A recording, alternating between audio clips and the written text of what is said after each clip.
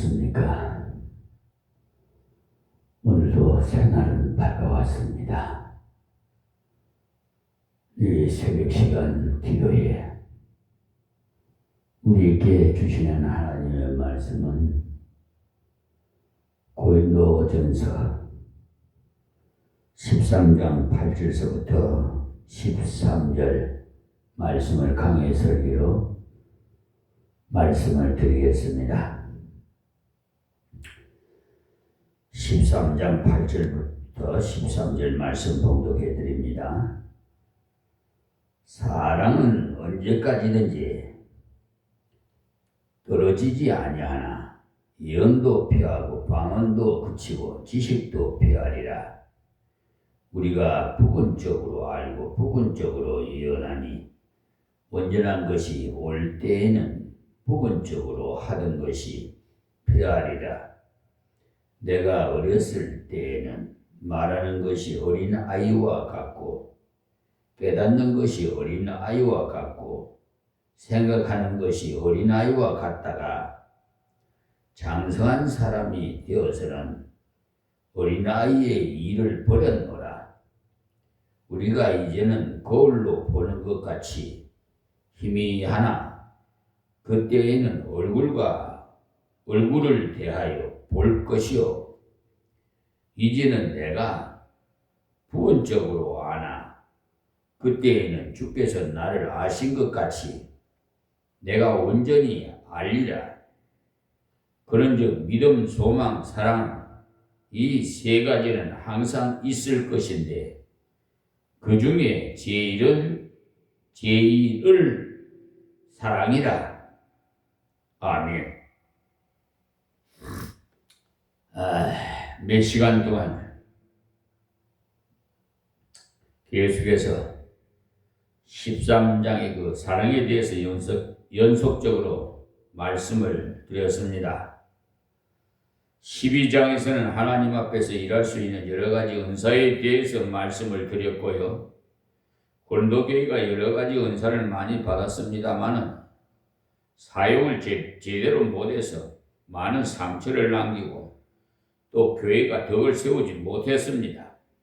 그래서 바울 사도가 더욱 큰 은사를 사모하라고 마지막 절에서 말씀하시면서 제일 좋은 길을 보이리라 하면서 제일 좋은 방법으로 행하는 것이 바로 사랑으로 행하는 것이라고 말씀하십니다.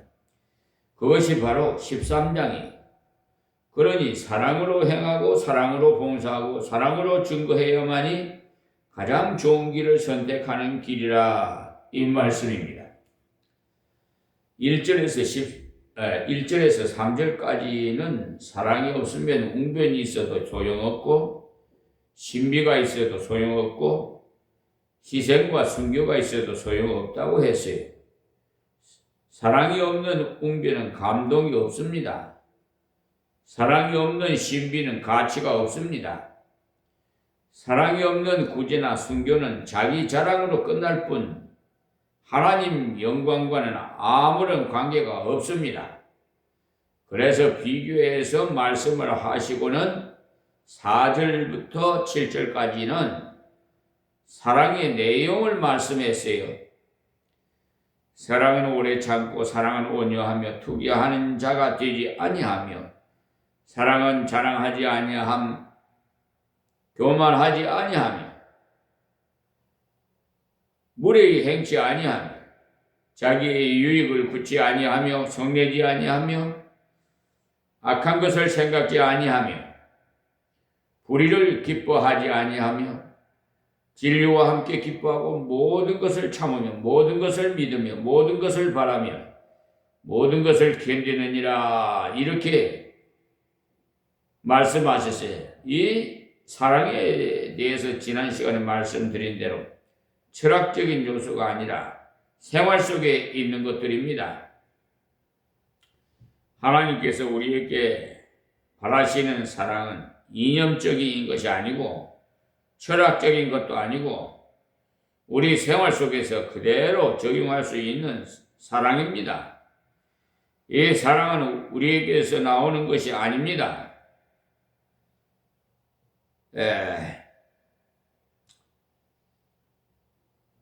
그러니까 찬송가에도 가사처럼요. 하나님 사랑은 온전한 참사랑 내 마음에 부어주시사 충만케 하소서라는 이 사랑은요. 하나님께서 부어주시지 않으면 하나님께서 나를 사랑하신다는 것을 깨닫게 해주시지 않고는 내가 이 사랑들을 흘러보낼 수가 없어요. 찬송가 418장입니다. 한번 찬송 418장 우리 하나님께 찬양 드리고 은혜 받읍시다.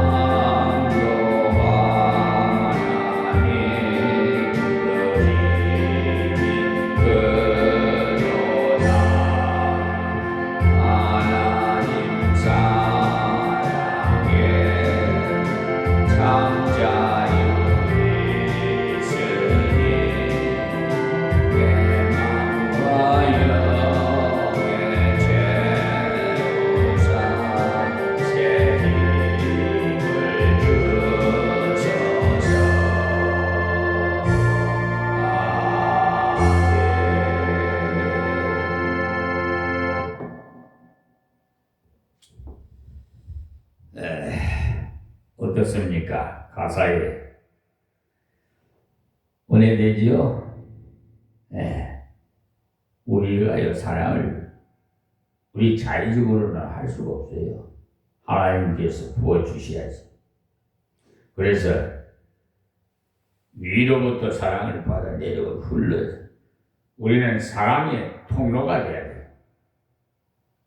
조금 이해가 되시는지 모르겠습니다만 하나님의 사랑을 받아본 사람이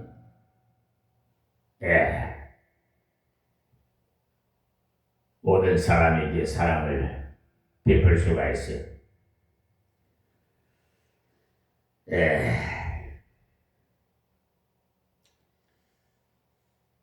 그래서 이 사랑은 성령의 은사로 감당할 수가 있고 하나님께서 부어주셔야만 감당할 수 있어요. 내 주의 참 사랑은 햇빛과 같으니 그 사랑 내게 비추사 뜨겁게 하소서. 주님의 사랑은 햇빛과 같아가지고 그 사랑을 받는 자는 변화가 일어난다는 것. 그러니까 우리가 이 사랑으로 행하기 위해서는 주님의 사랑을 많이 받아야 돼요. 참 묘해요. 사랑을 베풀잖아요. 근데 이 사랑이 또 나한테 와요. 우리 막내 아들이요. 변해도 너무 많이 변했어요.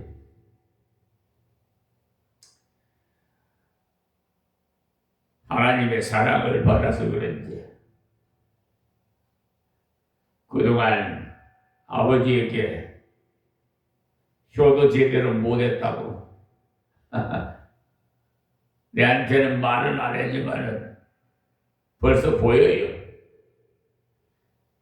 그래서 이 반지도 해줬죠. 또 어제는 또 이 손목시계를 또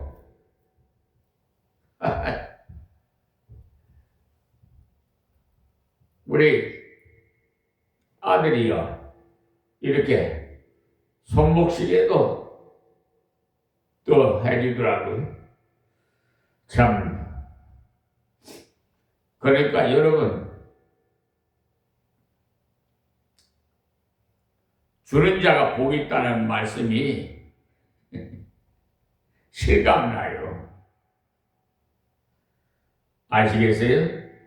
아무리 못나고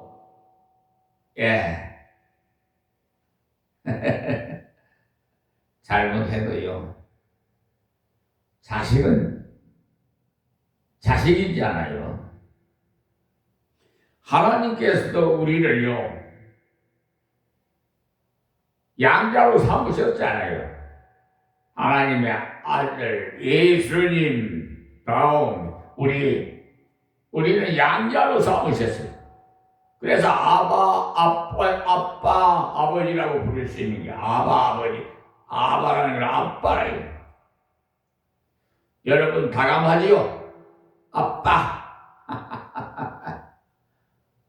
아버지라고 부르는 것보다 아빠 하면 더 다감하게 가까워지요. 그래요. 그래서 제가 우리 막내 아들을 장자로 나는 생각하고 앞으로 모든 유업을 신앙, 믿음을 부터 해서 세상에 보이는 모든 것이라도 한 푼이라도 다 우리 막내 아들에게 장자의 명분을 줘서 다 관리하고 다 주려고 해요. 내가 다 관리해라.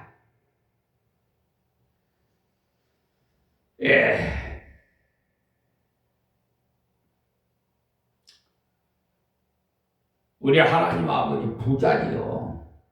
그러니까 부자의 아들인 제가 부자가 그 상속을 받으니까 또 나의 상속은 째을 누가 받아요? 우리 아들이 받을 거 아니에요.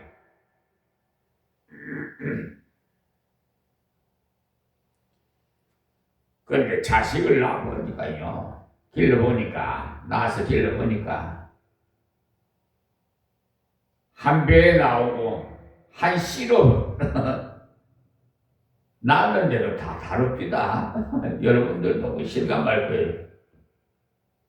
이런 자식 저런 자식 다 있는데요.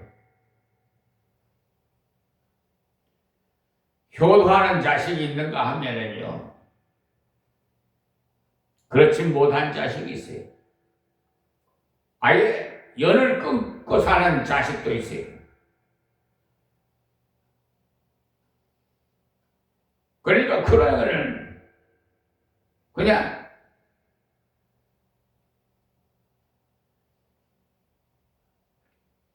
혈연적으로 고적상 자식이지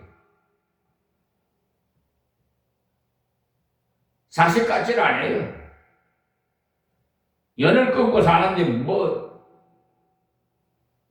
이웃보다도 더 못하는데 뭐 그렇잖아요. 부모는 그래도 자식을 사랑하는 마음에 그 모든 희생을 하여가면서 양육하고 길러서 최고 학벌이 대학까지 공부를 시켜놨더니 결혼을 시키고 해줬는데도요.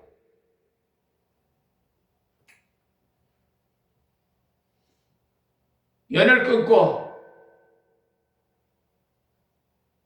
부모한테 연락도 없고 찾아오지도 않고 하니 뭐 거의 자식이라고 볼 수 있겠어요. 하나님과 나와의 관계도 마찬가지예요. 여러분과 관계도.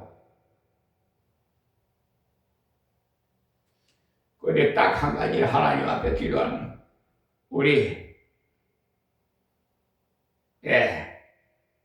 장자 명분을 준 우리 김경호에 하나님 배필을 주시옵소서. 지금 장가를 못 보냈어요. 그래서 우리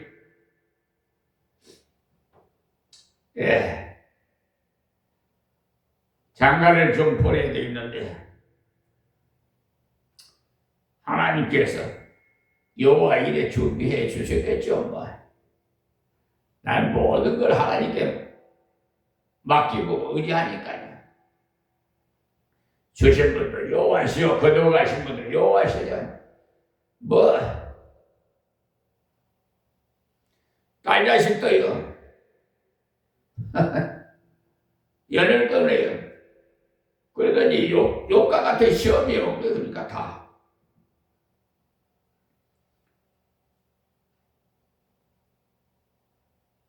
부인도 다 떠나버리고 딸 자식도 떠나고 장자라는 자도 떠나버리고 그러니 어떻게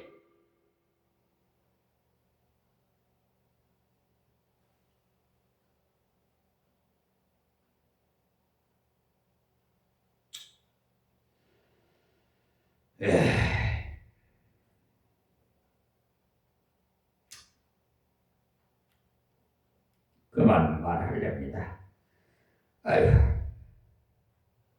하나님께서 우리 장자 명부를 내가 준 우리 김경호에게 모든 것을 다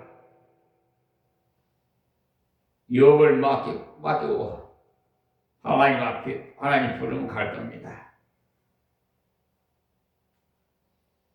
혹시나 이 유튜브 방송을 시청하시는 분이 따님이 계시면 한번 기도해 보세요.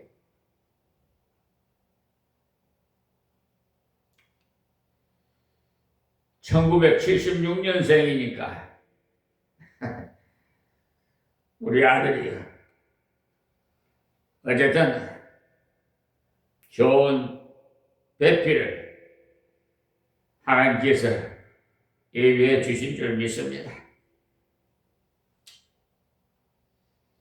우리가 이 사랑으로 행하기 위해서는 주님의 사랑을 많이 받아야 돼요. 성경 전체가 주님께서 우리를 얼마나 사랑하셨다는 것으로, 얼마나 나를 위해 참으셨다는, 얼마나 온유하게 나를 위해 행하셨다는, 나를 위해서 완전히 희생하셨다는 내용으로 되어 있어요. 그 사랑 앞에는 풍파도 그치고 어두운 밤도 환하니 그 힘이 크도다. 하나님의 사랑으로 인해 모든 것의 변화가 일어난다는 것, 풍파가 일어나나 잠잠케 할 수 있다는 것, 그 사랑 때문에 우리의 생활과 마음의 변화가 일어나요. 하나님 사랑에 참 자유 있으니 내 마음과 영에 채우사 새 힘을 주소서. 사랑 안에 자유가 있다는 것, 사랑 안에 두려움이 없다는 것 해서요. 두려움에 형벌이 두려움에는 있습니다. 사람들이 왜 두려워하느냐? 죄 지은 사람은요 두려워해요. 저요 지금 손해배상을 청구하고 있는데 지금 소송 진행 중에 있어요. 근데 아주 양심이 불량한 김효선이라는 자는요 아주 그냥 골프를 아주 치면서 외제차를 타고 다니면서 주차장에 저 김포 한강 이마트 주차장에 우리 교회 카니발 11인승을 내가 운행하고 있어요. 차량을. 그 물건을 집 전화기를 사러 갔다가 나오니까 바짝 들여대놨더라고요.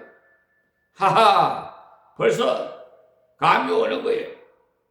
이 자도 불량한 자구나. 이 외제차를 타고 다니는 젊은이들은요, 보통 이게 보험, 사기, 방지법에 해당하는 행위를 하고 있어요.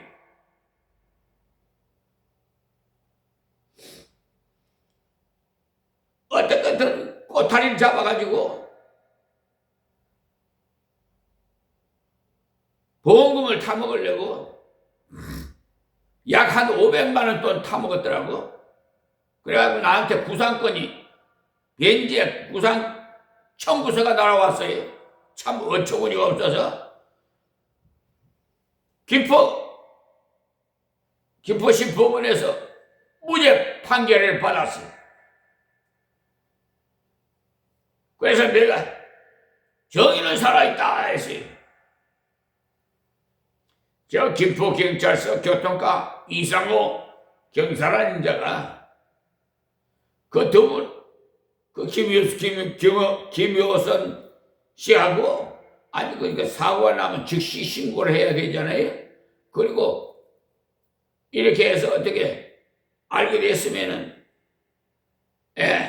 가해자차라고 하면은 연락을 취해가지고 이 조사 수사를 하고 하면은 인적 상황을 알게 되고 서로 이거 뭐 보험 처리하려느냐 아니면은 그냥 고쳐주려고 하느냐, 현찰로 그냥 고쳐주려고 하느냐, 서로 협의를 하는 것이잖아요. 이게 그게 아니에요. 사고 난 지 12일 된 후에 왜 그런지 압니까? 요즘 자동차에 그 블랙박스가 다 있잖아요. 그 블랙박스가 지워지는 기간이에요. 그 지나면 지워져 버려요. 그러니까 증거 인멸을 하기 위해서 저는요, 수사하고 지능을 가진 사람이 하나님께서 다 주셔서 군생활에서도 활용을 했고요. 요즘 수사계통에서 경찰서 하는 수사를 보면은 죄송합니다만 제 마음에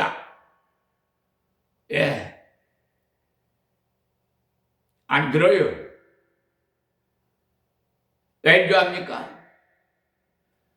그 사고, 자동차 보험 사기꾼 그 방지법에 의해서 내가 고소장을 냈어요. 김포경찰서에다 냈더니 이게 자기 관할이 아니라고 저 서울 강서경찰서로 이송을 했는데, 그런데 거기서 수사를 이제 그쪽으로 자는데 뭐냐면 어떻게 목사님이 이것을 고소장을 냈습니까? 그래요. 그래서 참 아둔하고 어리석은 백성이야. 아니, 보험에 있어서 땅 팔아서 운영합니까? 그 보험회사에서는요, 차량 보험금 받아가지고 운영하잖아요. 그러면 보험 처리를 하게 되면 환증료가 붙어가지고 그것도 한 번만 붙은 게 아니라 계속해서 붙어 나와요. 몇 년간 계속해서. 그러니까 피해를 주는 거죠.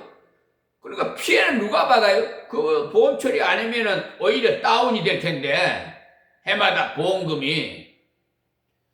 이게 사고가 나면 환증료가 붙어요. 그 피해가 누가 봐요? 당사자가 보는 거 아니에요? 교회에서 해야지 왜 목사가 했냐고 그래서 이분들의 생각이 깊지를 못해요. 그런 분들이 요즘 경찰 수사관들이랑 수사하고 뭐 형사 수사 뭐 반부패 뭐 아이고 전부요 가재는 개편이라고 말이죠. 지방감사기식으로 판례를 명백하게 경계침범죄 형법 370조에 대한 적극적인 판례를 제시했는데도 리베이트를 받았는지는 뭐 내가 확인을 할 수가 없으니까 모르겠으나 요즘 공짜가 어디 있어요? 어쨌든 무슨 관계로든지 어떻게 해서 이걸 햄이 없게 각하로 처리해버린 거예요. 그게 바로 강화 경찰서 팀장이라는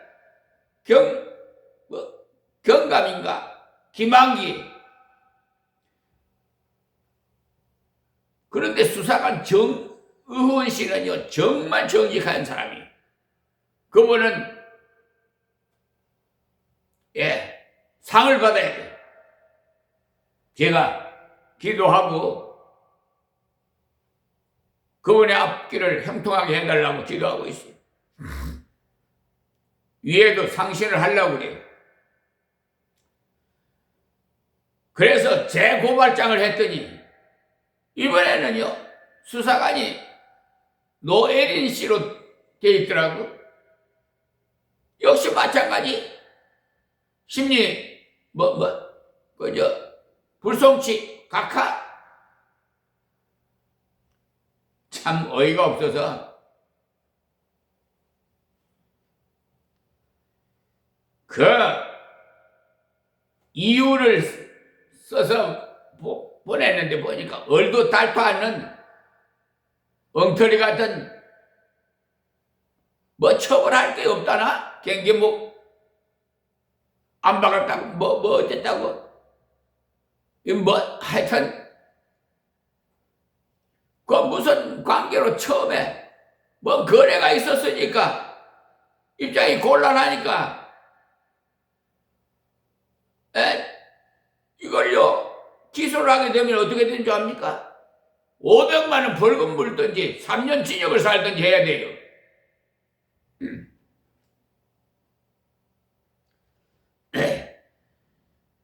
그 땅을 국유지를 사유지를 만들려고 이 불량한 자가 우리 교회 옆에요 내가 흔히 다 알리 25년이 됐으니까 새로 토지주가 이 토지를 샀는데 부동산 하는 것으로 보여요. 그래 왜 다른 데는 다 경계목을 쳐놨는데 왜 국유지 부분에는 안 쳤냐? 이것은 야심이 있으니까 그걸 수사를 한 걸 내가 봤는데요. 정의원 수사관이 보여줘서 봤어요. 그거요. 지경을 높이려고 국유지를 사유지로 흡수를 하려고 그걸 안 박은 거야. 그래갖고 펜스 철조망을 쳐버린 거야. 국유지를 침범해서. 그러니까 경계 침범죄지요. 나는 처음에 좋게 얘기해요. 정직하게 하십시오. 먼저 그거부터 해요. 말 안 들으면 행정적으로 처분합니다. 빛과 소금의 역할이 그겁니다. 불의와의 전쟁, 시기 고화를 막론하고 누구든지 정직하지 않고 비양심적인 자들은 다 척결해서 새 사람으로 만들어야지. 대가를 지불하고. 나는 속일 수 있어도 내 안에 계시는 하나님은 못 속이. 생각까지는 다 벌써 팩트를 다 해주시고요. 심층 분석도 다 하게 하시고요. 그러니까 사람은 속여도 하나님은 속일 수가 없어요. 그래서 하나님께서 정권대사 사자 목사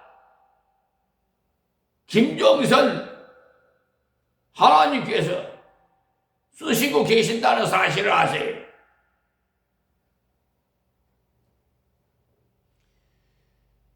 요즘에는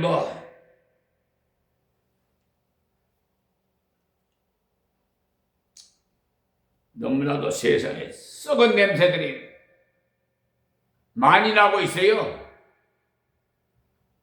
사법부가 중추절 역할을 해야 되는데 기관과 질서를 바로잡고 해야 돼. 오히려 더 더러운 물을 내리니까, 썩은 물을 내리니까 사기 재판을 하니까 돈이 우선이야. 돈벌이 하는 거야. 아니 심지어 국가를 상대로 하는데 소송 비용 담보 제공 결정을 했더라니까요. 그 대한민국을 상대로 소송을 하게 되면요, 손해배상 청구를 하면은 고등검찰청 소속 공무원이 검사가 소송 수행자로 감당을 합니다. 변론을 해요.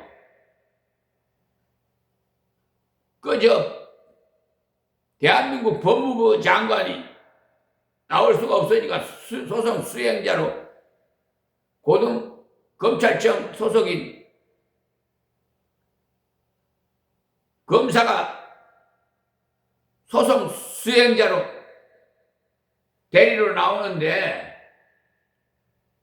변호사도 아닌데 담보 제공, 변호사 보수 담보 제공하라고 결정을 내렸으니, 결정을 해갖고 나보고 이 어리석은 판사라는 그런 분이 나를 기망에 속이려고. 나는 속을 수 있어요. 속여. 그런데 내 안에 계신 하나님 못 속인다니까.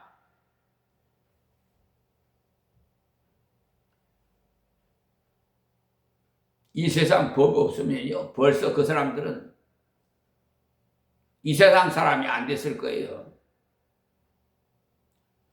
그런데 하나님께서 이 세상 법을 안 되면 하나님 법으로 처벌해. 하나님은 생명을 걷어와 버릴 수 있어요. 로마서 6장 23절에 봐요. 죄의 싹은 사망이요. 엄한 말씀이에요. 지기 고아를 막론하고 누구든지 이 세상 법은요, 조금 전에 말했잖아요. 가제가 개편이라고. 서로 감싸죠. 경찰, 사법, 경찰, 검찰, 공수처, 법원, 법관들 다 한 집안이에요. 집안 감사예요. 그러니까 공정한 판결과 결정을 못해요. 양심이 있는 분들은 해요. 지금 그 양심이 있는 법관들이 피해를 보고 있어요. 그래서 심지어 수년 전에 서초동 옥상에서 투신 자살한 법관이 있어요. 또 국가를 상대로 손해배상했던 70대 노인이요, 얼마나 억울했으면 대법원 계단 옥상에서 목매달아 자살했어요. 그래서 요즘은 대법원에 들어가려면요, 검사가 철두철미해요. 그 스베겔이나 뭐 소토깎이 뭐 이런 거 그런 뭐에 과일 깎는 칼날 같은 것도 이런 거 있으면 전부 다 압수해서 보관시켜요. 그거 가지고 들어가지 못하게.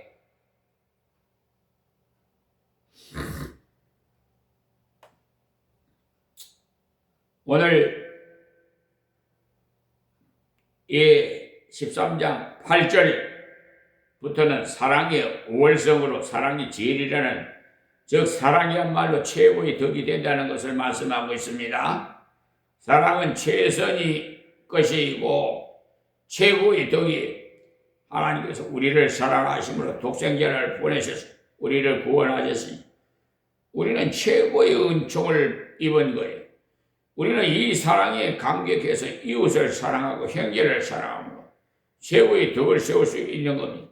그래서 최고의 소식인 복음을 전할 때 하나님의 이 사랑을 전하지 않으면 그 복음은 부도수피와 마찬가지가 돼요. 자기가 갖고 있지 않으면서 그렇단다 하고 받기를 권해봐야 받을 수가 없습니다. 그렇다면 이 사랑은 어떻게 우월한지 그 우월함을 살펴보고자 합니다. 기독교의 3대 보아 중에 즉 성경에 3대 보아가 나오는데 이 3대 보아 중에도 사랑이 최고라고. 그러니까 사랑이야말로 보아 중에 보아예요. 8절입니다. 사랑은 언제까지든지 떨어지지 아니하나. 그래서 사랑이 왜 귀하고 사랑이 왜 우월하냐. 영원히 하기 때문에. 사랑은 떨어지지 않고 영원하기 때문에. 사랑은 관계에서 솟아나는 것이지 노력에서 나오는 거 아니에요. 이것을 알아야 돼. 아버지와 아들의 관계에서 솟아나는 것. 하나님의 아들 되었고 참된 관계에서 솟아나요. 그러니까 하나님의 사랑을 느끼기를 원하는 분이라면 나는 하나님의 딸이다. 하나님의 아들이다. 라는 것을 말씀을 통해서 살펴보십시오. 말씀을 통해 살펴보시면 하나님께서 나를 얼마나 사랑하신지를 저절로 알게 돼요. 사랑은 하나님과의 올바른 관계에서 솟아나는 것이지 노력으로 되는 건 아닙니다. 하나님과 올바른 관계는 하나님을 믿을 때 이루어집니다. 그래서 믿음은 출발이 믿음이 없이는 하나님의 사랑을 알 수가 없어. 우리가 하나님의 사랑을 수납할 때, 즉 하나님께서 당신의 아들까지 주셔서 사랑하신 그 사랑을 받아들임으로 되는 것이지요.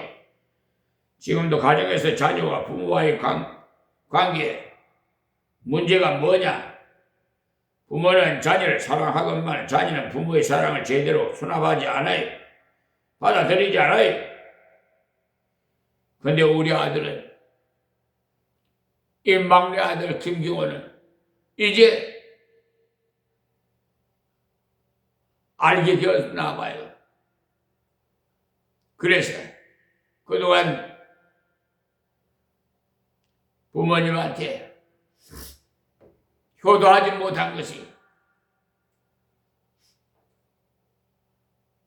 깨달아져가지고 자식 노릇을 하려고 하는 것을 볼 때 너무나 기쁩니다. 그러니 하나님께서도 얼마나 기쁘겠어요. 우리가 잘하면. 하나님께 내가 너를 사랑해서 너를 위해 내 아들까지 보냈어. 십자가에 죽게 했으니 그 사랑을 믿으라 했어. 그 사랑을 수납하고 믿을 때 하나님과의 관계가 수립되는. 너는 내 아들이고 내 딸이야. 나의 생명과도 같은 존재가 되었다. 관계에서 사랑이 수립됐다는 이 사실을 결코 잊어서는 안 되겠습니다. 그리고 그 관계는 결코 무너지지 않아요. 한번 이루어진 관계는 절대로 무너지지 않습니다.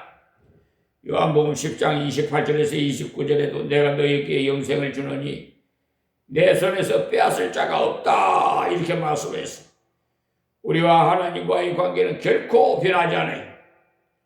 우리의 행위가 가끔 부족하다 할지라도 진정으로 예수님을 영접했다면 결코 무너지지 않습니다. 로마서 8장 37절에서 39절에서도 그 사랑으로 인해 넉넉히 이긴다고 해서 사망이나 생명이나 장래 것이나 현재 것이나 천사들이나 그 어떤 것도 하나님의 사랑에서 끊을 수 없다고 했어요. 우리가 하나님의 사랑 안에 들어갔을 때 그 사랑의 관계는 이 세계도 끊을 자가 없고 저 생에서도 끊을 수가 없어요. 사탄도 끊을 수 없고 하나님께서 붙잡고 계시니 그 누구도 끊을 수가 없어요. 이것은 성경이 가르쳐주는 하나님과의 관계에 대한 말씀. 이것이 소위 말하는 칼빈주의의 핵심입니다. 그렇기 때문에 칼빈주의를 바로 알고 성경을 바로 알게 되면 분해요. 화다닥거리잖아요. 혹시나 하는 마음이 없어지. 그런 마음은 사탄이 우리에게 공포심을 주려고 주는 마음. 그리고 우리는 하나님과의 관계가 어떠함을 바로 알아요. 사랑은 관계에서 이루어지기 때문에 언제까지나 떨어지지 않습니다. 하나님과의 관계가 떨어지지 않는데 어떻게 떨어지겠습니까? 예언도 폐하고 오라는 말씀은 왜 폐합니까? 예언이 이루어지고 나면은 예언으로서의 가치가 없기 때문에 천하의 흉년들이라 예언했고 그 흉년을 이기기 위해서 극복해 나갔어요. 그렇다면 그 예언의 소용 가치는 없어진 거 아니에요? 예언이 굉장한 것 같지만 그 예언은 이루어지고 나면 끝나는 거예요. 방언도 그치고 했어요. 방언이 참으로 좋은 겁니다. 그런데 여기서 말하는 방언은 언어적인 방언을 말하는데 그 방언도 그칩니다. 우리가 하나님 나라에 가면 한국말을 할지 히브리 말을 할지 모르겠습니다만 우리나라의 일부 국수주의자들은 아무래도 천국 가면 한국말을 할 것이라고 해요. 왜 그러냐 하면 동방의 이스라엘, 동방의 예루살렘이라서 그렇다고 합니다만 그 말은 성경에 없는 말씀입니다. 그러나 단지 알 수 있는 것은 방언이 그쳐진다는 것입니다. 방언이 언제부터 생기게 되었냐 하면 창세기 10장에 보면 인간이 교만했어서 하늘에 닿는 탑을 쌓자 하늘에 닿는 성을 쌓아서 홍수를 면하자고 했어요. 하나님께서는 분명히 홍수로는 심판하시지 않는다고 약속하셨는데도 불구하고 혹시나 하나님께서 마음이 변할 수도 있으니 그래서 다시 큰 비가 내릴지 그것이 걱정이 됐던 모양이죠. 그러니까 그들은 교만하게 바벨탑을 쌓았죠. 하나님께서는 일정하신 분이시라 마음이 변하시지 않는데 하나님이 인생이 아니시라 시건치 아니하시는데 사람이 아니시기 때문에 말을 먹어버리지도 않습니다. 취소하지도 않고. 그런데 그 당시 사람들이 네피림을 중심해서 니무롯을 중심해서 바벨탑을 쌓았던 그것을 보신 하나님께서 이들이 언어가 하나이므로 인간적인 단계를 하니까 언어를 다르게 함으로써 혼란케 하신 거죠. 한 사람이 빨리 벽돌을 올리라고 고함치면 그 말을 들은 사람은 밥 먹으러 가자 하고 가버리고 쉬어라 하면 일하러 나오고 도무지 일이 되지 않았던 거예요. 그래서 헤어지자 해서 말이 서로 통하는 사람끼리 모여서 이곳저곳으로 흩어져서 살게 된 거예요. 하나님께서 틀림없이 가족끼리는 말이 같도록 하셨을 겁니다. 하나님께서 파괴적인 일을 하시지 않기 때문에 언어가 같은 사람끼리는 모여서 이 여러 지방으로 흩어진 겁니다. 하나님께서 흩어져서 세계를 정복하라고 하셨는데 그들은 똘똘 뭉쳐서 도시를 창설하자고 했기 때문에 하나님께서 그들을 흩으시기 위해서 언어를 다 다르게 하셨어요. 세계가 불화하는 가장 주 원인은 언어의 혼란이에요. 지금도 의사소통이 잘 되지 않아서 전쟁이 일어나는 수가 많아요. 그러니 방언이 많다는 것은 자랑스러운 것이 아니고 수치되는 것입니다. 마지막 날이 되면 언어는 하나가 돼 천하의 모든 방언이 하나 되어서 누구와도 마음대로 말할 수 있어. 그렇기 때문에 방언이 그칩니다. 실제로 많은 방언이 사라져가고 있어요. 라틴어가 세계를 지배했습니다만 그러나 그 라틴어는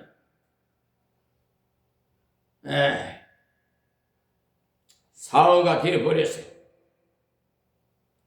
지금도 그 문자는 남아있어서 공부하는 사람들이 배웁니다. 그러나 또 한때 가톨릭에서는 라틴어로 성경을 했어요. 성경을 읽었어요. 그러나 라틴어는 사어가 되어버렸어요. 헬라어도 성경을 기록한 코인의 헬라어는 지금 지구상에 존재하지 않습니다.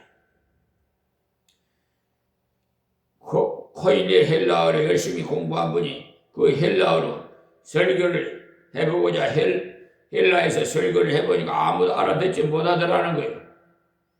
성경을 기록한 코인의 헬라어는 지금 사어가 되어버리고 심지어 지구상의 많은 언어가 점점 사어가 되어가고 있어요. 이 말씀도 하나씩 이루어져서 가는데 마지막 날엔 다 없어지고 하나님께서 주시는 언어 하나만 남을 겁니다.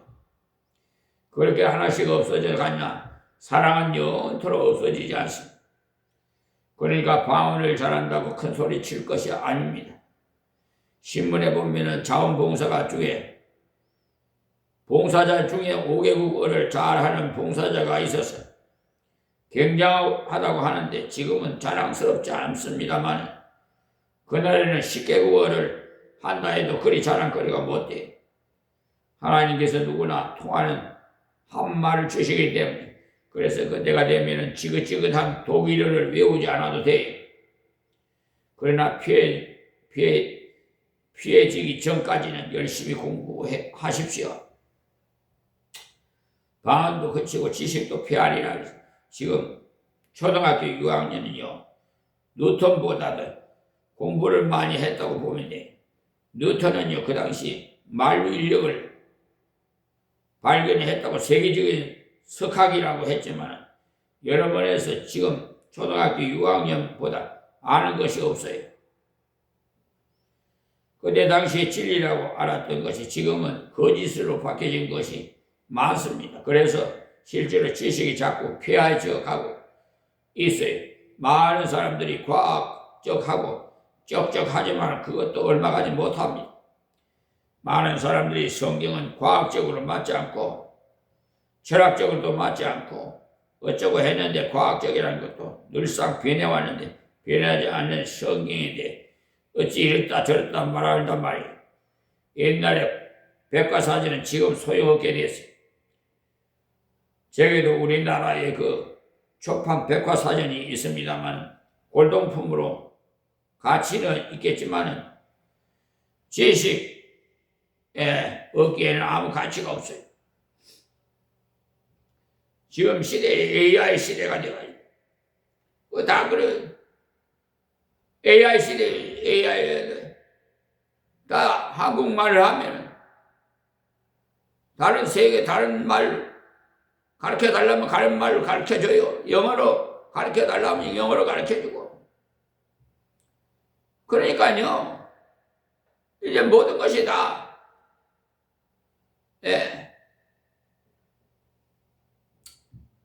하나로 다 돼버릴 거예요.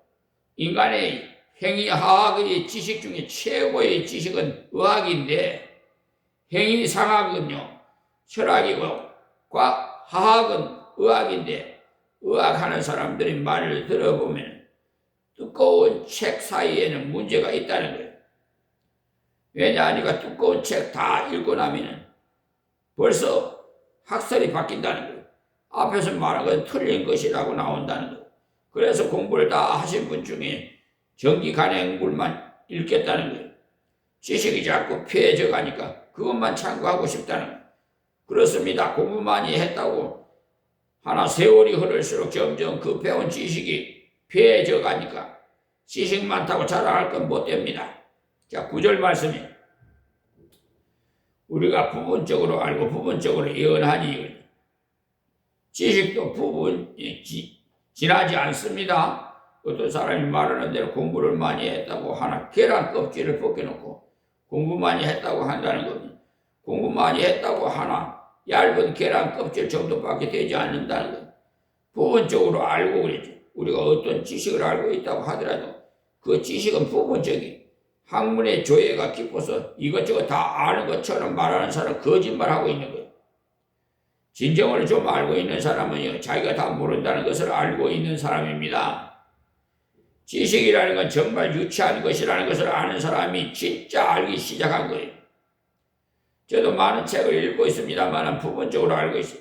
부분적으로 알기 위해서도 열심히 읽고 공부해야 하는 거예요. 부분적으로 예언하니 그랬어요. 아시아하는 것은 예언의 은사를 받았다고 해서 모든 것을 통달하는 그냥 말하는 사람은 거짓말하고 있다는 것을 아십시오. 성경에 그렇게 말씀하고 있지 않습니까? 부분적으로 예언한다고 성경에 말씀하고 있는데 어떻게 다 통달했다고 할 수 있어요? 예? 거짓말하는 거지. 이사야가 다 예언하고 만 것이 아니라 다른 예언자가 또 나왔어요. 지금 어떤 사람은요, 영계의 모든 것을 다 아는 양 말하는 사람이 있는데 오만불설한 사람이 성경이 말씀한 것은 정면으로 대적하는 말을 하고 있기 때문에 예언은 부분적으로 합니다. 자, 10절 말씀이에요. 온전한 것이 올 때에는 부분적으로 하던 것이 피하리라. 보십시오. 온전한 것이 뭐예요? 주님께서 재림하시면 주님께서 다시 오시면 온전한 지식이 있어요. 지금 우리가 알고 있는 영적인 것도 부분적으로 알고 있어요. 완벽하지 않습니다. 그래서 하나님 말씀을 좀 더 알고자 열심히 공부하는 거예요. 그러니까 여러분은 어느 부분만 집중적으로 공부하지 마세요. 그런 식으로만 공부하면 이단 되기가 쉬워요. 이단은 꼭 한쪽 부분만 연구해가지고 그것으로 다 끼워 맞추려고 해요. 코끼리의 등을 만진 사람이 자기의 만진반 느낌이 옳다고 주장하던 말입니다. 그런데 그들은 확신에 차가지고 대담대한 척합니다. 그러나 사람이 알고 있는 것은 완벽하잖아요. 제가 성경을 쭉 가르치고 있는 이유도 한쪽으로 치우치지 않도록 여러분을 돕기 위한 겁니다. 그래야 좁아지지 않습니다. 창세기부터 쭉 배워나가면 하나님께서 은혜 주심을 순리로 깨닫게 되어지는 거예요. 그러니까 어떤 부분만 보지 마시고 성경을 쭉 읽어가시기 바랍니다. 예수님께서 다시 오시면 부분적으로 알는 것이 다 폐하여집니다. 완전한 것이 왔기 때문에 이렇게 폐해져 가고 있으나 사랑은 완전한 것. 주님께서 오시면 그 사랑은 더하게 됩니다. 지금은 오실 주님을 사모하면서 사랑하고 있습니다.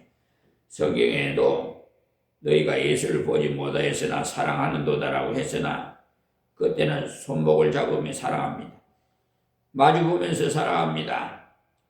옆에 모시고 사랑하기 때문에 완벽한 사랑을 나누게 돼. 그러니 지금 그것은 다 불완전한. 자, 11절 말씀이에요.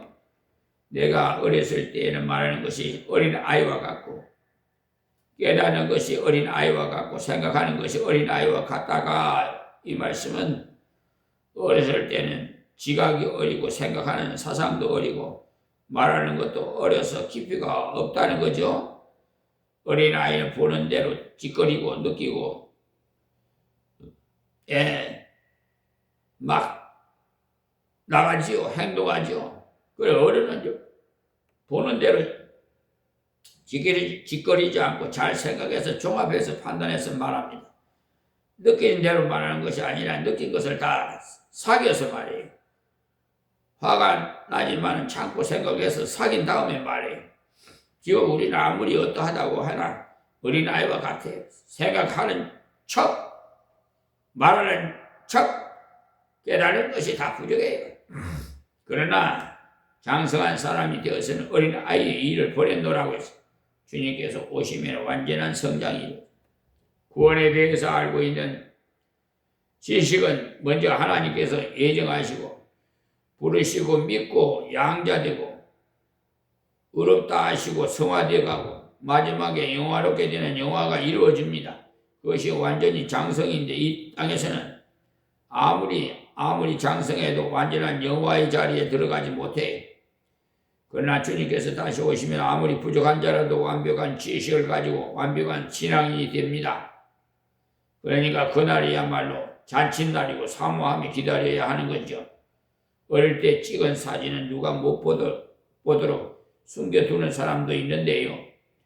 우리 집 아이도 그럽디다. 누가 볼까 봐서 숨겨두는데 부끄럽다 해서 그런데 지금 장성한 사람이 되었는데도 불구하고 어린 IT를 벗어나지 못한 성도가 있다. 이 사실을 말하는 것. 어린 아이는요 사흘이 멀다고 꾸준함을 해야 돼요. 그와 같이 신앙이 어린 성도는 지난 주일에는 왜 나오지 않았어? 그러지 말고 잘 나오시오라고 책망해야 하니까 지도하려면 무척 힘이 듭니다. 항상 끌어줘야 되니까. 그러나 장성한 성도는 자기가 끌고 갑니다. 봉사를 찾아서 하고 어린 아이 시절을 돌아보면서 자기를 알 수 있어요. 전도사님이여 사흘이 멀다고 찾아오셨고 만나지 않으려고 숨고 했으니까 장성한 성도가 되어서는 그런 행동을 벌입니다. 그와 같이 우리가 하늘나라에 갔을 때는 주님께서 다시 오실 때는 이 땅에서 하나님 뜻대로 살아드리지 못한 것을 아주 부끄럽게 여길 겁니다. 그럴 때 왜 그랬던 거 좀 더 충성했더라면 저도 지난 시절을 돌이켜 활동사진까지 그것같이 스크린을 보여주시는데 40년 동안 세상적으로 살 때 정말 부끄러웠어요. 나에게 복음을 조금만 더 일찍 가르쳐 주었더라면. 그러나 아쉬운 마음이 있었습니다만 늦게라도 깨닫게 감사해야죠. 자, 12절 말씀 우리가 이제는 거울로 보는 것 같이 힘이 하나 그런데 우리가 지금 사용하는 거울은 뒤에 순을 발라가지고 굉하게 이렇게 잘 보여서 눈썹도 다 그리고 하는데 그 당시 거울은 금속 거울이었어요. 이 성경을 기록할 당시는 유리 거울이 없었어요.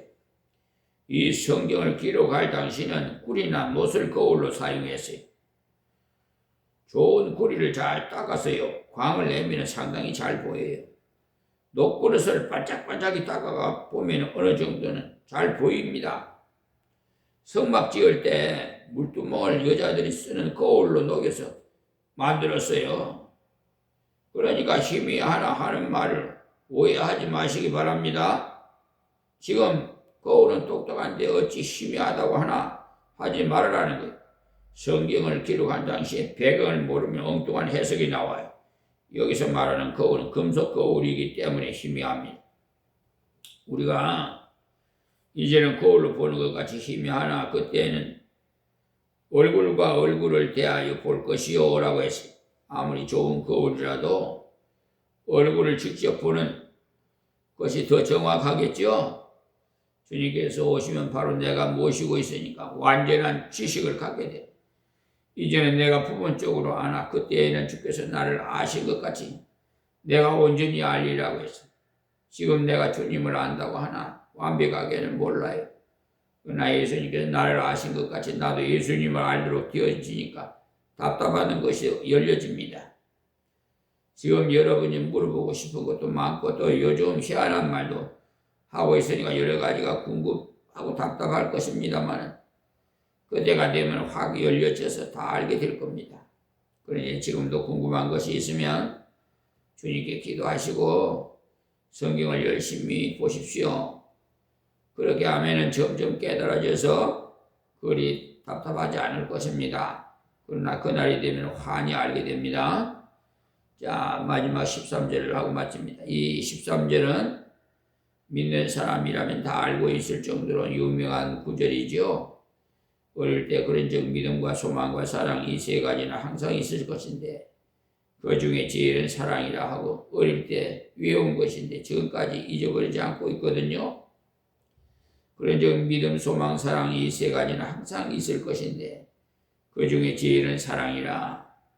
어떤 사람은요, 천국 가면 믿음은 끝나는 줄 알고 설명을 얼마나 그럴듯하게 하는지 몰라요. 기차가 쭉 가는데 앞에 불통을 소망이고 믿음은 뒤에 따라가는 곳, 중간에 있는 객차는 사랑이라는 겁니다. 사랑은 승객인데 가서 내리고 나면 불통도 풀려없고 객실도 풀려없고 사랑만 나눈다고 합니다. 어떤 사람은 또 가마를 예로 들어서 말하는데 앞뒤에서 가마를 잡고 간 사람은 비유해서 앞에 사람은 소망이고 뒤에 사람은 믿고 따라가니까 믿음이라고 하고 그러나 안에 탄 사람은 사랑이라는 거예요. 안에 탄 사람은 신부라서 이 신부가 도착하고 나면 가마꾼은 가라고 보내고 신부만 데리고 간다 해서 사랑만 영원하다고 합니다만 아주 잘못된 말이에요. 그들이 예를 들어보면 그럴듯하지요. 그러니까 그런 예에 넘어가지 마시고 성경을 보라 이 말씀을 드립니다. 그런데 많은 사람이 성경을 두고요. 예만 기억하고 맞아 가마꾼에 들어가지 못하고 신부만 들어가 맞아 하고는 믿음은 끝나는 줄 알아요. 부모와 자식 간의 관계에도 믿음은 지속됩니다. 아버지를 믿고 아들을 믿고 믿는 것은 지속돼요. 인격체 사이에서는 믿음이 항상 지속돼요. 그와 마찬가지로 그 나라에 가서도 하나님을 믿고 예수님을 믿고 성령님을 믿기에 믿음이 끝나지 않고 항상 있어요. 믿음은 들음에서 나고 들음은 그리스도의 말씀에서 난다고 말씀하지 않아요. 정말로 믿음은 들음에서 나요. 약 광고를 자꾸 들으면 약을 믿습니다. 그래서 약국에 가서도 지구에 나오는 아무 약을 달라고 하죠. 왜냐하면 사람은요 들으면서 믿음이 생기기 때문에 자꾸 어떤 사람의 말을 들으면 그만 그 사람의 말을 믿습니다. 그와 같이 그리스도의 말씀을 자꾸 들으면 참 믿음이 생기는 믿음은 들으면서 나는데 참 믿음은 그리스도의 말씀밖에 없는 것입니다. 그러니까 말씀을 신뢰하는 그 믿음이라야 옳은 믿음인 것이지 어느 부흥사가 어느 신령한 부흥사가 무슨 말을 했다는 것을 믿을 것이 아니라 그리스도의 말씀을 믿으라는 거예요. 저 유명한 원로 목사고 이름 있는 명성이 있는 목사라고 자청을 하는 사람들을 믿지 말고 하나님 말씀을 믿으라는 말이에요. 그분들이 또 마귀 사탄에 미혹당해가고 지난번 광화문 광장에서 이재명 대통령 후보를 감옥에 가서 자법이니까 한 10년 동안 푹 쉬었다가 나와야 된다. 그때 왜 그렇게 안 됐을까? 그러니까 말을 함부로 하면 안 되는 거예요. 그 마귀 사탄이 미혹해서 그렇게 하는 거예요. 그분은 원래 존경받던 사람이에요. 김준홍 목사 말이에요. 박조준 목사도 말이에요. 북한에서 내가 신앙 자유를 위해서 남한으로 왔다고 하는데 윤석열 대통령을 왜 국민 품으로 돌아와야 애군하면서 왜 안 돌아왔을까? 그러니까요 유명한 원로 목사고 해 같은 별이라도 그 사람들의 말 듣지 말고 하나님의 말씀을 봐요. 먼저 요즘 WCC 배도 집단에 가입된 목사, 교단 소속 교회 여러분들은 분별도 못하고 있는데 인터넷 검색해가지고 한번 검색해 보세요. 어떤 교단과 목사들이 거기에 가입되어 있는지. 몇 년 전에 저 부산에서 총회를 했잖아요. WCC 배도 집단 주체가 누가 했어요? 여기도 순복음교회 이영훈 목사가 했죠.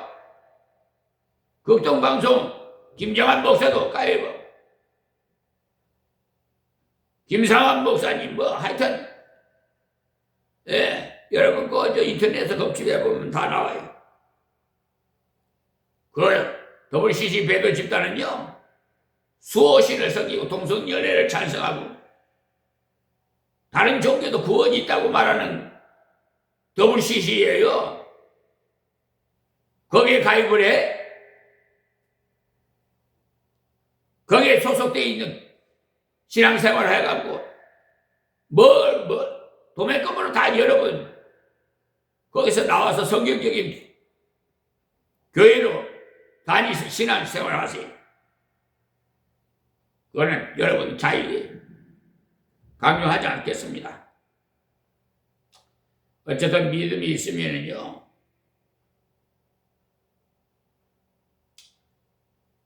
그 나라에서도 든든해요.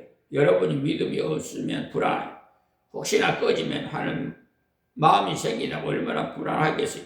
이 지붕이 내려앉기라도 한다면 하는 불안한 마음이 든다면 아무 말도 귀에 들어오지 않을 거예요. 그러나 믿음이 있으면요 담대함이 있고 자유함이 있어요. 그러니까 참 믿음, 진실한 믿음을 가지기 위해서는 말씀을 배우고 또 배우는 겁니다. 그리고 소망, 이 소망은 바라고 기대하는 것 아닙니까? 구약에서는 앙망이라는 말 많이 하는데 여호와를 앙망하라 그리하면 구원이 있으리라고 하죠. 앙망이란 믿음으로 바라보는 것을 말하는 거예요. 땅끝의 모든 백성들아 여호와를 앙망하라 그리하면 구원을 얻으리라. 소망이 없으면 우리는요 인내하지 못해. 소망이 있는 사람이 얼마든지 참을 수 있어. 그리스도인의 3대 소망이 빌립보서에 나오는데 바로 천국에 대한 소망으로서 우리의 시민권은 하늘에 있는지라. 나의 시민권은 하늘에 있다. 천국은 내 것이다. 굉장한 소망이죠. 일찍 죽고 늦게 죽는 것이야 관계없어요. 천국 갈 이 소망이 있으면 어떠한 역경이 있더라도 관계없어요. 그리고 둘째 소망은요 예수 오실 소망, 주님 다시 오실 소망. 이 소망이 자꾸 일깨워져야 돼. 지금부터 그러니까 한 40년 전만 하더라도 부흥 때 강사로 오신 목사님께서 나는 아침에 일어나면 창문을 열고 하늘을 봅니다. 혹 주님께서 오늘 오실는지 저 구름으로 주님 모실 구름인지 소망하며 바라본다는 말을 저도 많이 들었어요. 그런데 지금은 그 사상이 점점 흐려져 가고 있어요. 사람들이 세속주의로 흘러서 주님 오시는 것보다도 미국같이 잘 살면 좋겠다. 천국이 미국 정도 되는지 모르겠다 하니까 얼마나 어리석은지. 주님께서 다시 오는 날에는 모든 것이 해결이 그날에 완전한 안식과 완전한 평화와 완전한 기쁨을 주시니 우리는 항상 그날을 사모하면서 그날이 빨리 오시기를 소망하면서 열심으로 선교해야 합니다. 이스라엘이 하나님 앞에 돌아와서 열심으로 저 유대인까지도 열심히 전도해서 예수 믿게 해야 합니다. 그러니까 우리가 하는 선교는 굉장한 일이지요. 그리고 마지막으로 우리 몸이 변화하는 소망.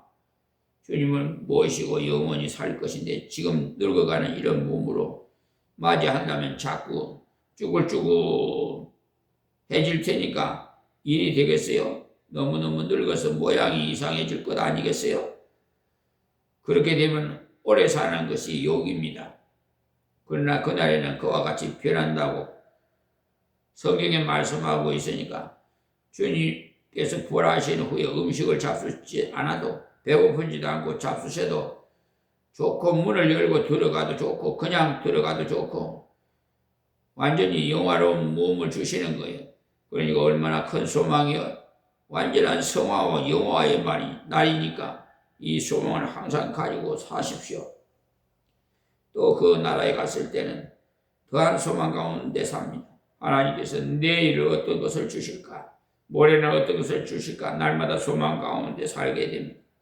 소망이 있는 곳에는 사람이 진취적으로 됩니다. 하루 사이 인생같이 소망이 없다면 어떻겠어요? 옛날부터 소년이여 야심을 가지라는 말이 있듯이 그리스도를 위해 소망을 가지십시오. 지금 우리의 소망은 다른 어떤 소망보다 3대 소망이 제일 큰 것. 소망이 있는 사람은 좀처럼 낙심하지 않아요. 낭망하지도 않고. 그러나 소망 없는 사람은 쉽게 생을 포기하고 극단적인 자살을 해요. 그래서 유명한 케고르라는 사람이 말하기를 죽음에 이르는 병이 있는데 그 병이 바로 절망이란 병이라고 했어요. 어떤 부모는 저 아이만 대학에 들어가면 아무 부러울 것이 없겠는데 대학만 졸업시키면 그렇게 말하는데 그만 교통사고로 죽자 낭망에 빠진 나머지 같이 죽어버리기도 합니다. 왜냐하면 소망이 무너졌기 때문에. 그런데 우리가 가진 소망은요, 산소망이라서 변치 않은 소망이라 영원한 소망이라고 했어요. 베드로 전서와 후서는요, 소망의 서신이 산소망, 영원한 소망이 있다고 했습니다. 얼마나 감사합니까? 이런 소망 가운데 사는 우리는요, 지속적인 능력을 발휘할 수가 있어요. 그 다음에 사랑이 있으나, 만족하고 감격하고 자원해서 하나님의 뜻을 순종할 수가 있는 거예요. 사랑이 있으니. 그런 즉 믿음, 소망, 사랑 이 세 가지는 항상 있을 것인데 그 중에 제일은 사랑이라. 항상 있는 보화 중에 제일 보화가 사랑. 사랑이 그토록 귀중한 것임을 이날 밤에 다시 새겼으니 이 새벽에도 다시 들었으니 우리는 잠시 있는 것을 위해 우리의 생애를 투자할 것이 아니라 영원히 있을 것을 위해 투자합시다. 가치 없는 것을 위해 투자하지 마시고 가장 가치 있는 것을 위해 우리 생애를 투자하세요. 우리는 그러는 중에 사랑으로 행하는 것이 제일 좋은 길. 그런데 이것은 꼭 선교사로 가서 강연을 해야 잘하는 것이 아니고 앞에서 말씀드린 대로 가정에서, 교회에서, 직장에서 평범한 생활 속에서 사랑을 실천하십시오. 주님의 사랑을 받아서 우리의 평범한 생활 속에서 실천함으로써 주님의 사랑을 다른 사람이 받아들이는 데 도움이 주도록 하자는 것입니다. 그렇게 되기 위해서는 주님의 사랑을 자꾸 삼하고 연구하고 깨닫고 그리고 성령의 충만함을 기도하고 성령의 은사로 가득해지도록 하십시오. 그렇게 될 때 성령의 열매가 우리 속에서 쏟아나게 되고 그 사랑을 따라서 살 때 가치 있는 삶을 살아서 장성한 삶을 살 것이고 복음을 전할 때 복음의 참 영광을 드러낼 것입니다. 그러니 작은 부분에서 이 사랑을 실천해 가십시오. 그렇게 할 때 하나님께서 능력을 주셔서 감당하게 하셔서 복이 있는 삶을 살게 하실 겁니다. 예수님께서 내 이웃을 사랑하라 하셨을 때 어떤 사람이 내 이웃이 누굽니까? 라고 물었을 때 예수님께서 그에게 말씀하시기를 예루살렘 어떤 사람이 여리고로 내려가다가 불쌍한 불량한 사람이 만나가지고 죽게 되었는데 그것을 본 제사장은 나도 바쁜 몸인데 하고는 지나가 버리고 또 레인도 지나가다가 보고는 다 죽어가는군. 저를 구하려다 나도 위험당할라 하고는 지나가 버리고 그 다음 사마리아 사람이 보고는 갖고 있던 포도주를 내 몸을 닦고는 소독해주고 기름을 발라서 치료를 했죠. 기름은 연고 역할을 하거든요.